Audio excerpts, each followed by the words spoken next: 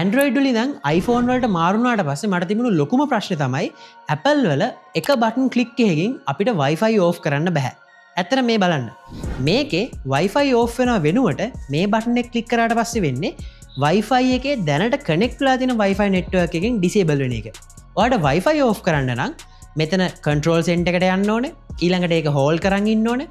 ඊළඟට settings වලට යන්න ඕනේ. එතනින් තමයි ඔයාලට ඇත්තටම Wi-Fi off කරන්න පුළුවන්. හැබැයි ඔයාලට පොඩි ට්‍රික් එකක් පාවිච්චි කරලා control center එකට එක බටන් ක්ලික් එකකින් Wi-Fi off කරන්න පුළුවන් විදිහේ බටන් එකක් configure කරගන්න පුළුවන්. මෙන්න මෙහෙමයි ඒක කරන්නේ. මුලින්ම ඔයාගේ phone එකේ shortcut application එකට යන්න.